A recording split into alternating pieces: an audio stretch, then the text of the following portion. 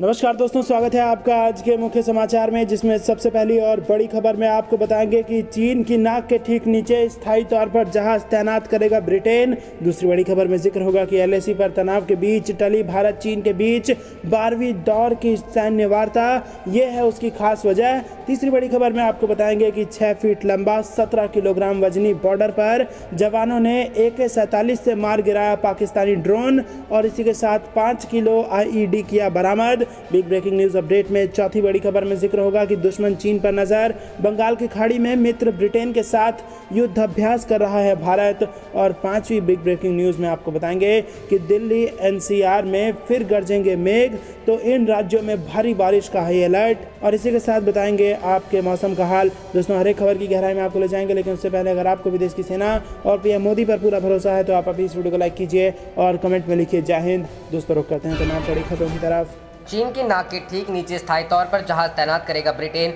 जी हां दोस्तों, ब्रिटेन का विमानवाहक युद्धपोत क्वीन एलिजाबेथ और उसके सहयोगी जहाज सितंबर में जापान पहुंच रहे हैं। जापान के टोक्यो में एक उच्च स्तरीय बैठक के बाद ब्रिटेन ने ऐलान किया है कि उसके 2 पोत स्थायी तौर पर एशिया में तैनात रहेंगे। टोक्यो और लंदन के बीच मजबूत होकर रणनीतिक संबंधों के बीच यह ऐलान हुआ है। हाल ही में जापान ने चीन के अपनी सीमाओं के प्रसार के मंसूबों को लेकर चिंता जताई थी। इसमें ताइवान को लेकर चीन के इरादों की ओर भी इशारा किया गया था। जहाजों की स्थायी तैनाती। ब्रिटेन के रक्षा मंत्री बेन बॉलेस ने टोक्यो में अपने समक्ष नोबुओ किशी से मुलाकात की। बॉलेस के जापान दौरे को ब्रिटेन की एशिया में बढ़ती गतिविधियों का ही एक संकेत माना जा रहा है। मुलाकात के बाद जारी एक साझा बयान में दोनों नेताओं ने कहा, जहाजी बेड़े की पहली तैनाती के बाद साल के आखिर में ब्रिटेन 2 जहाजों को इस इलाके के स्थायी रूप से तैनात करेगा। किशी ने बताया कि सितंबर में जापान पहुंचने के बाद क्वीन एलिजाबेथ जहाज और उसके साथ आए सहयोगी पोत अलग अलग बंदरगाहों पर रहेंगे। बेड़े का एक हिस्सा अमेरिकी बेड़े के साथ रहेगा, जबकि दूसरा जापानी नौसेना के साथ। जापान और अमेरिका पुराने सैन्य सहयोगी हैं। जापान में ही अमेरिका का सबसे बड़ा सैनिक ठिकाना है,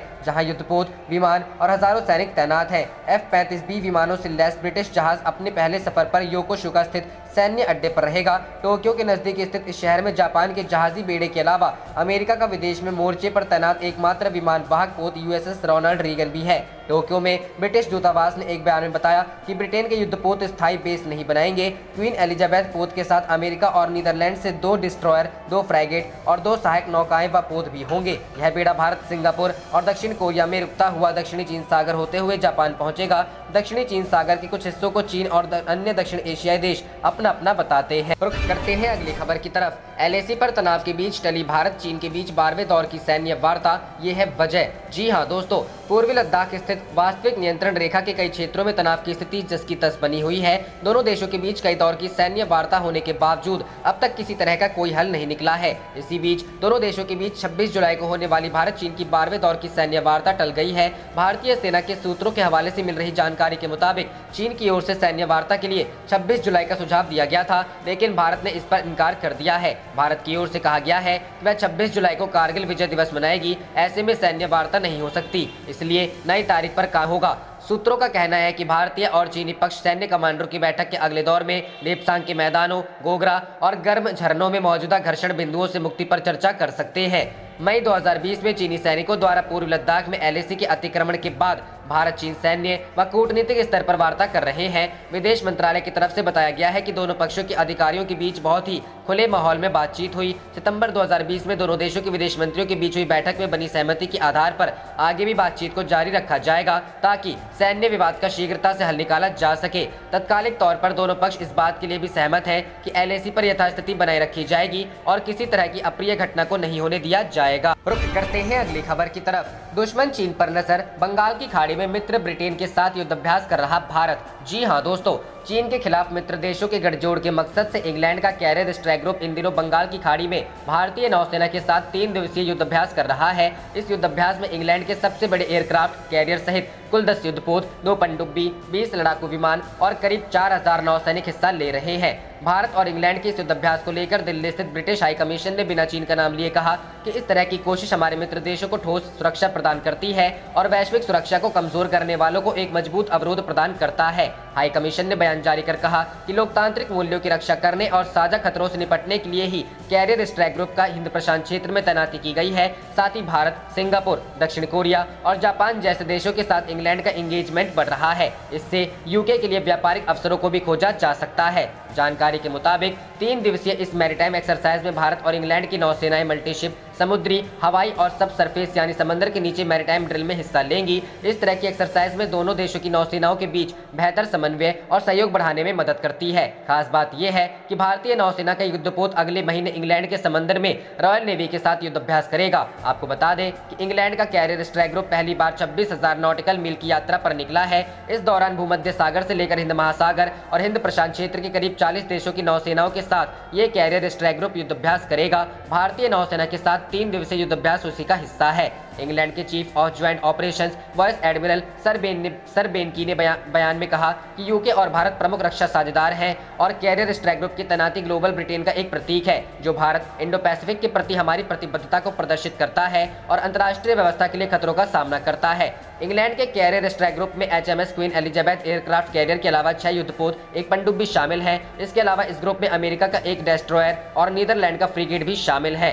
साथ ही इस ग्रुप के साथ fifth generation fighter aircraft F-35B lightning भी शामिल है। रुख करते हैं अगली खबर की तरफ। 6 फीट लंबा 17 किलोग्राम वजनी बॉर्डर पर जवानों ने AK-47 से मार गिराया पाकिस्तानी ड्रोन, 5 किलोग्राम IED बरामद। जी हां दोस्तों, जम्मू कश्मीर में सुरक्षा बलों को बड़ी कामयाबी मिली है। यहां अखनूर में सेना ने एक विशाल पाकिस्तानी ड्रोन को मार गिराया। इस ड्रोन के साथ पुलिस ने 5 किलो IED भी बरामद किया है। इस ड्रोन का आकार काफी बड़ा है और इसका व्यास 6 फीट है। ड्रोन का वजन 17 किलो है। प्राथमिक जानकारी के अनुसार ये ड्रोन चीन में बना है और इसके कुछ पार्ट ताइवान में बने हैं। बता दें कि जम्मू कश्मीर में पिछले 1 महीने से ड्रोन से जुड़ी गतिविधियां तेज हुई है। जम्मू में 27 जून को भारतीय वायुसेना स्टेशन पर विस्फोटक गिराने के लिए ड्रोन का इस्तेमाल किया गया था। हैरानी की बात यह है कि यह ड्रोन भारतीय सीमा में 8 किलोमीटर अंदर तक घुस गया था। तब सुरक्षा एजेंसियों को इस ड्रोन की मौजूदगी का पता चला। इस ड्रोन को गिराने के लिए सेना ने AK-47 का इस्तेमाल किया, तब इस ड्रोन को गिराया जा सका। इस ड्रोन से 5 किलोग्राम IED भी बरामद हुआ है। इस विस्फोटक को असेंबल किया जाना था।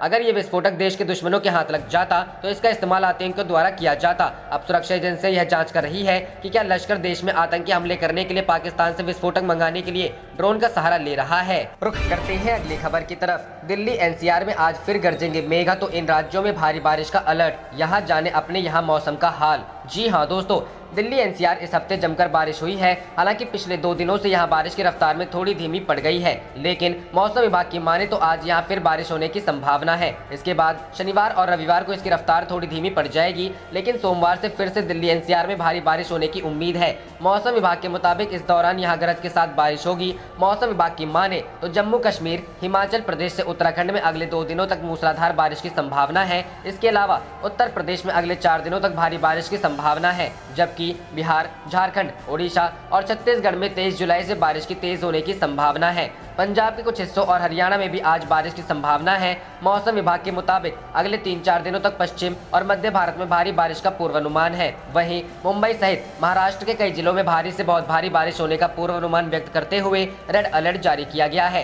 राज्य के कई जिलों में भारी बारिश के कारण बाढ़ की स्थिति बन गई है। इसके साथ ही अगले कुछ घंटों में कोंकण और गोवा, मध्य महाराष्ट्र के आसपास के हिस्सों, तेलंगाना, विदर्भ, मराठवाड़ा, मध्य प्रदेश के कुछ हिस्सों, तटीय आंध्र प्रदेश, ओडिशा और राजस्थान के अलग अलग हिस्सों में हल्की से मध्यम बारिश हो सकती है। दक्षिण गुजरात के कुछ हिस्सों, पश्चिम बंगाल, सिक्किम, आंतरिक कर्नाटक, केरल, असम और पश्चिम बंगाल के कुछ हिस्सों में तेज बारिश होने के आसार हैं। मौसम विभाग ने उत्तराखंड में अगले 4 दिन भारी बारिश का येलो अलर्ट जारी किया है। खासतौर पर पर्वतीय जिलों में भारी बारिश की संभावना है। 25 जुलाई के बाद बारिश में और तेजी आएगी। आज उत्तरकाशी, चमोली, रुद्रप्रयाग, पिथौरागढ़, बागेश्वर में आकाशीय बिजली गिरने और भारी बारिश हो सकती है। वहीं 24 जुलाई को उत्तरकाशी, चमोली, रुद्रप्रयाग, पिथौरागढ़, बागेश्वर में तो 25 जुलाई को नैनीताल, चंपावत, पौड़ी और पिथौरागढ़ में भारी बारिश की संभावना है। आपको बता दें कि कई राज्यों में भारी बारिश की वजह से बाढ़ के लगातार हालात बने हुए हैं। किसी भी हालात से निपटने के लिए NDRF की टीम मुस्तैद है। NDRF DG SN प्रधान के मुताबिक 26 राज्यों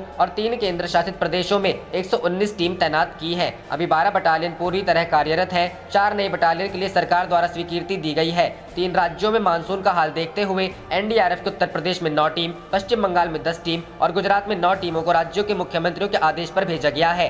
बिहार के कुछ जिलों में मानसून का हाल बेहाल होते हुए देख 13 NDRF की टीमें पहुंच चुकी हैं। रुख करते हैं अगली खबर की तरफ। अपनी सेना के सरेंडर की फोटो देख अफगानिस्तान पर भड़का पाकिस्तान, जी हां दोस्तों, पाकिस्तान और अफगानिस्तान के वरिष्ठ अधिकारियों के बीच गुरुवार को भी वाकयुद्ध जारी रहा। पाकिस्तान के राष्ट्रीय सुरक्षा सलाहकार डॉक्टर मोईद यूसुफ ने कहा कि काबुल रोज बरोज अपने वरिष्ठ अधिकारियों के मूर्खतापूर्ण बयानों से शर्मिंदा हो रहा है। इससे द्विपक्षीय संबंध खराब हो रहे हैं। इससे पहले अफगानिस्तान के राष्ट्रपति अशरफ गनी ने तालिबान को उकसाने के लिए पाकिस्तान को फटकार लगाई थी। अशरफ गनी ने कहा था कि पिछले महीने 10,000 जिहादी लड़ाके पाकिस्तान के अफगानिस्तान में एंट्री किए हैं, जबकि इमरान खान के नेतृत्व वाली पाकिस्तान सरकार तालिबान को चल रही शांति वार्ता में गंभीरता से बातचीत करने के लिए मनाने में विफल रही है। इस पर पाकिस्तान के पीएम इमरान खान उखड़ गए और कहा कि अफगानिस्तान में अशांति का सबसे ज्यादा खामियाजा पाकिस्तान को भुगतना पड़ा है। अब अफगानिस्तान के पहले उपराष्ट्रपति अमरुल्लाह सालेह के तंज पर पाकिस्तान तमतमा गया है। पाकिस्तान के राष्ट्रीय सुरक्षा सलाहकार डॉक्टर मोईद यूसुफ ने गुरुवार को कहा कि इस्लामाबाद अफगान शांति के लिए प्रतिबद्ध है और अफगानिस्तान में कुछ खेल बिगाड़ने वालों का मूर्खतापूर्ण बयान युद्धग्रस्त राष्ट्र की शांति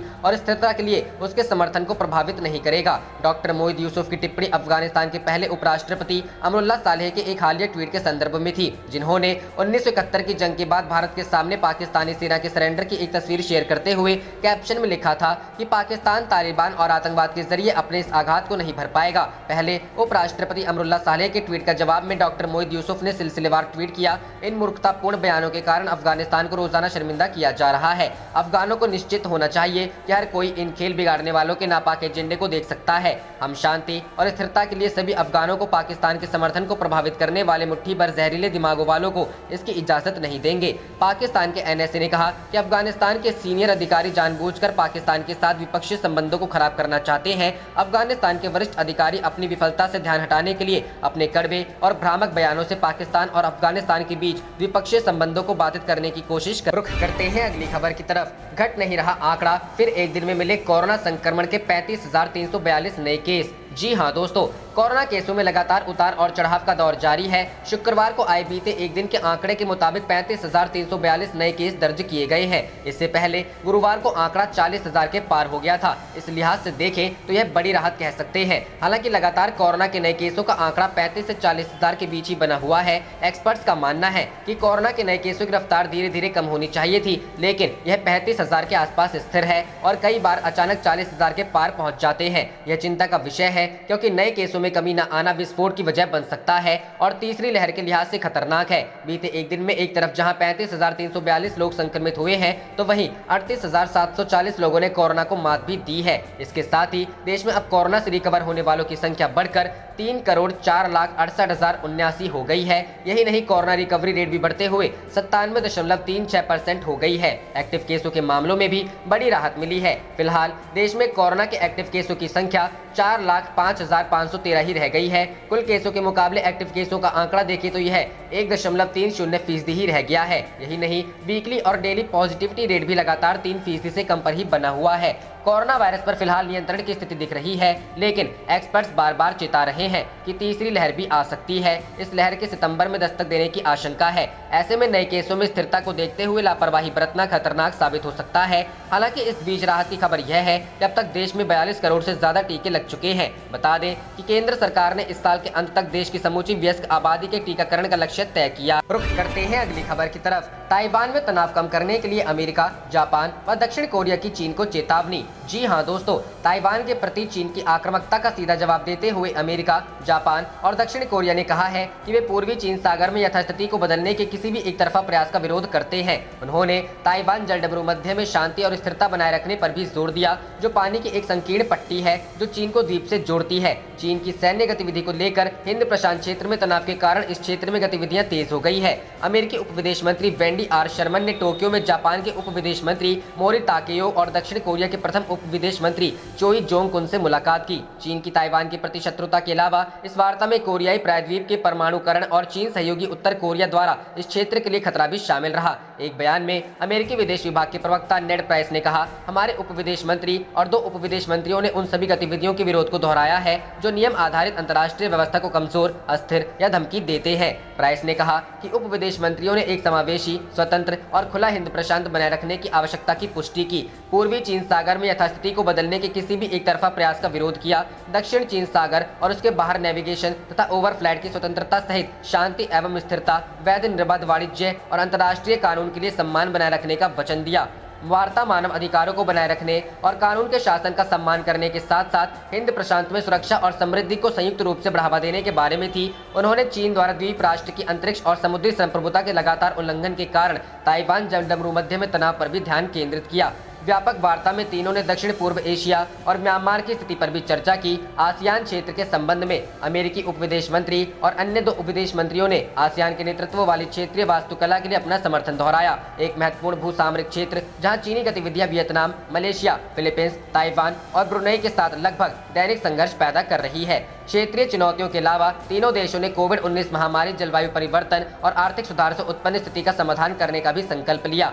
शर्मन की यह यात्रा ब्रिटिश रक्षा मंत्री बेन वॉलेस की कुछ दिनों पहले टोक्यो की यात्रा के बाद हुई है, जहां उन्होंने इस क्षेत्र में 2 युद्धपोतों को स्थायी रूप से तैनात करने के लिए प्रतिबद्धता जाहिर की है। अपनी 2 दिवसीय यात्रा के दौरान वॉलेस ने जापानी प्रधानमंत्री योशिहिदे सुगा और रक्षा मंत्री नोबुओ किशी से मुलाकात की थी। गौरतलब है कि अमेरिका क्वींसलैंड के उत्तर पूर्वी तट पर ऑस्ट्रेलिया, जापान, दक्षिण कोरिया, न्यूजीलैंड, ब्रिटेन और कनाडा के साथ उच्च तीव्रता वाले युद्धाभ्यास कर रहा है। रुख करते हैं अगली खबर की तरफ। पेट्रोल डीजल से कमाई कर कहां खर्च कर रही सरकार, गडकरी ने देश को बताया। जी हां दोस्तों, केंद्रीय सड़क परिवहन और राजमार्ग मंत्री नितिन गडकरी ने बताया है कि पेट्रोलियम उत्पादों पर उत्पाद शुल्क से मिलने वाली रकम का इस्तेमाल कहां हो रहा है। उन्होंने कहा कि इसका इस्तेमाल ढांचागत सुविधाओं के विकास के लिए और अन्य विकास कार्यों के लिए किया जा रहा है। उन्होंने लोकसभा में एक सवाल के जवाब में यह जानकारी दी। केंद्रीय मंत्री ने देश में ढुलाई और परिवहन की लागत पर पेट्रोल डीजल के बढ़ते दामों के असर पर लोकसभा में एक प्रश्न के लिखित उत्तर में कहा, मौजूदा वित्तीय स्थिति के मद्देनजर इंफ्रास्ट्रक्चर और अन्य विकास कार्यों के लिए संसाधन जुटाने के उद्देश्य से